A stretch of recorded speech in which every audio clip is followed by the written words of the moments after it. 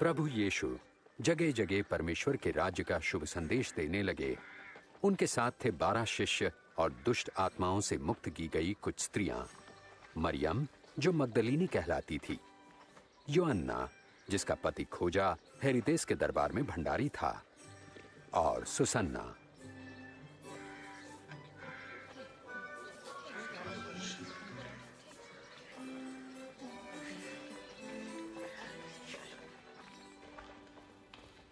गलील के शासक हेरोदेस ने यूहन्ना बपतिस्मा देने वाले को बंदी गृह में डलवा दिया, क्योंकि यूहन्ना ने उसके द्वारा अपनी भाभी से विवाह की निंदा की थी। कहो। जब हम लोग नाइन नगर के द्वार पर पहुंचे, तब लोग एक अर्थी को लेकर जा रहे थे। मरा हुआ व्यक्ति एक विधवा का इकलौता पुत्र था। जब यीशु ने उस विधवा की तरफ देखा, उनका हृदय दया से भर उठा। उन्होंने कफन उठाया और कहा, ऐ नौजवान, मैं तुमसे कहता हूं, उठो। और मरा हुआ युवक उठ बैठा। यीशु ने उसे उसकी मां को सौंप दिया।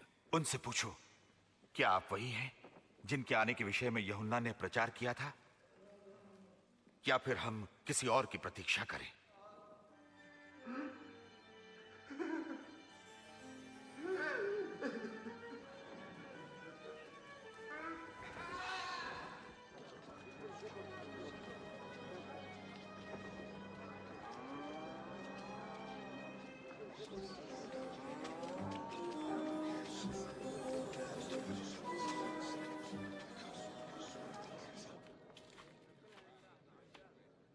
गुरुजी,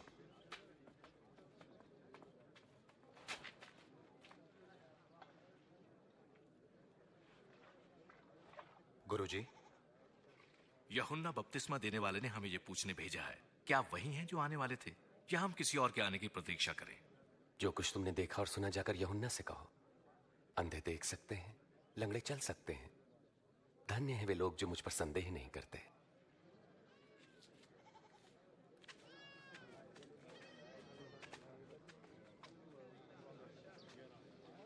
कृपया मुझे उठा लीजिए। आ जाओ मेरे कंधे पे। अब तुम देख सकते हो? हाँ, मैं यीशु को देख सकता हूँ। एक बीज बोने वाला बीज बोने निकला। बोते हुए कुछ बीज मार्ग के किनारे गिरे और रौंद डाले गए, और पक्षियों ने उन्हें चुग लिया। और कुछ पथरीली भूमि पर गिरे। जब वो उगे तो पानी न मिलने के कारण वे सब मुरझा गए। और कुछ झाड़ियों के बीच में गिरे। झाड़ियों ने साथ साथ बढ़कर उन्हें दबा दिया। परंतु कुछ बीज अच्छी भूमि पर गिरे, और सभी पौधों ने उगकर फल दिया, प्रत्येक ने 100 गुना। गुरुजी, जब भीड़ जमा होती है तो उदाहरणों में क्यों बातें करते हैं? परमेश्वर के राज्य के रहस्यों का ज्ञान तुम्हें दिया गया है, परंतु औरों को उदाहरणों में सुनाया जाता है, क्योंकि वो देखते हुए भी नहीं देख पाते और सुनते हुए भी नहीं समझते।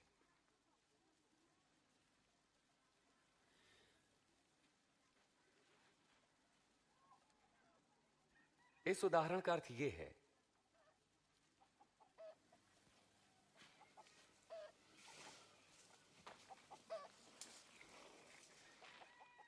बीज परमेश्वर का वचन है। मार्ग के किनारे गिरे बीज उन्हें दर्शाते हैं जो वचन सुनते हैं, पर शैतान आकर उनके मन में से वचन चुरा लेता है ताकि वे विश्वास करके कहीं मुक्ति न पालें। पथरीली भूमि पर गिरे बीज उन्हें दर्शाते हैं जो वचन सुनकर आनंद से ग्रहण करते हैं, पर जड़ नहीं पकड़ पाते। वो कुछ देर तक विश्वास करते हैं और परीक्षा की घड़ी आने पर टिक नहीं पाते। झाड़ियों में गिरे बीज उन्हें दर्शाते हैं जो वचन सुनते हैं, परंतु जीवन की चिंताओं, धन, मोह व भोग विलास में फंसने से उनके फल कभी नहीं पकते। वे बीज जो अच्छी भूमि पर गिरे उन लोगों के प्रतीक हैं जो वचन सुनकर उसे भले और आज्ञाकारी मन से ग्रहण करते हैं और फलवंत होने तक उन्हें संभाले रखते हैं।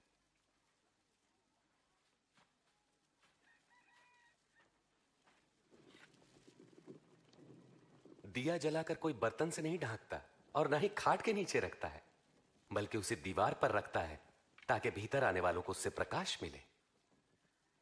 जो कुछ छिपा है वो बाहर लाया जाएगा, और जो ढका है उसे ढूंढकर प्रकाश में लाया जाएगा।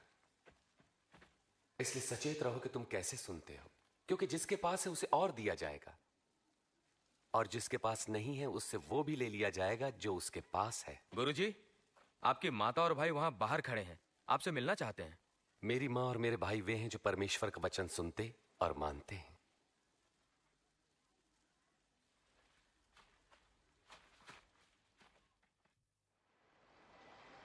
एक दिन प्रभु यीशु अपने शिष्यों के साथ एक नाव पर बैठे और उनसे कहा, आओ हम झील के पार चलें। नाव चल रही थी और यीशु सो गए।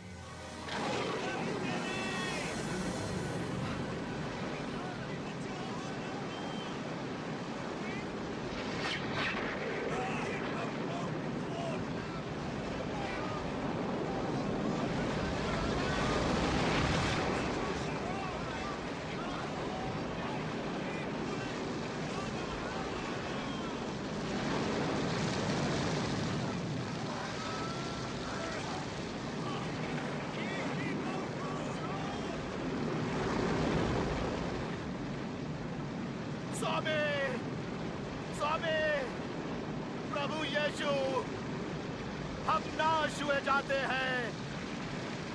हमें लहरें घेर रही हैं, हम डूब जाएंगे, हमें बचाइए।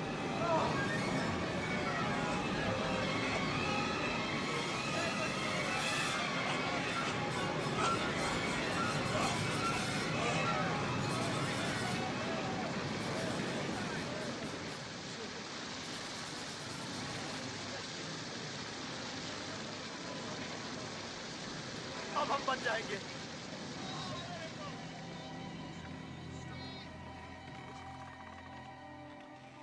कहां गया तुम्हारा विश्वास?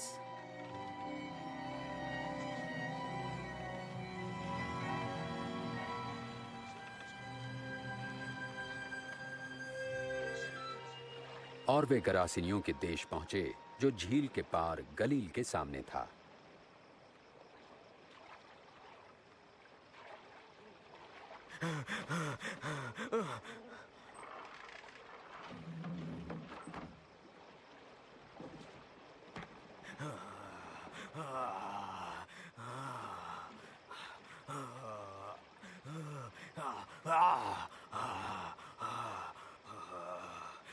यीशु, परम प्रधान परमेश्वर के पुत्र, आप मुझसे क्या चाहते हैं? मैं आपसे विनती करता हूँ, मुझे दंड ना दें। क्या नाम है तुम्हारा?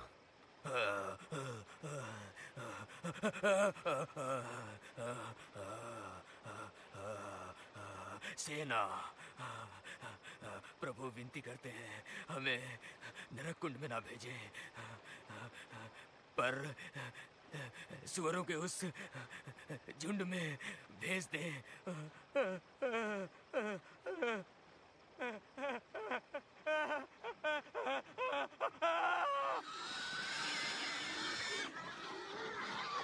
हे! लौटो! रुको, रुको! और दुष्ट आत्माएं उसमें से निकलकर आ जाओ! सुअरों में समा गई।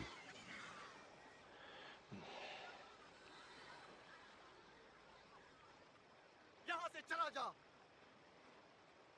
हे जादूगर, हमें छोड़ दे। यहाँ से दूर चला जा। हमें छोड़ दे। यहाँ से चला जा। आप जहां जाएंगे मैं भी साथ चलूंगा। मुझे अपने साथ आने दें। घर लौट जाओ। परमेश्वर ने जो किया है वो बताओ।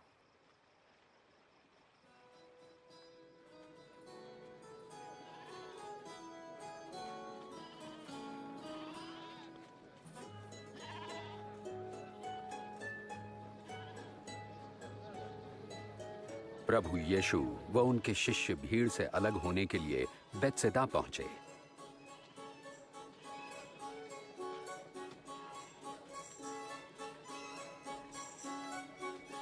पर भीड़ को इसका पता चल गया तो वो प्रभु के पीछे हो ली।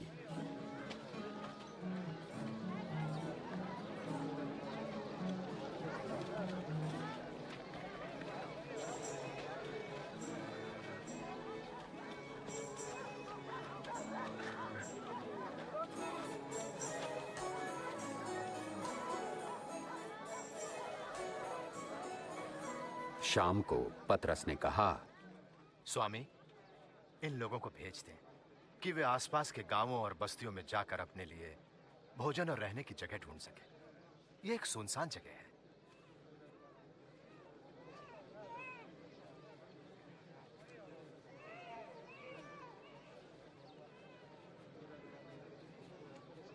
तुम स्वयं इनके भोजन का प्रबंध करो। लेकिन हमारे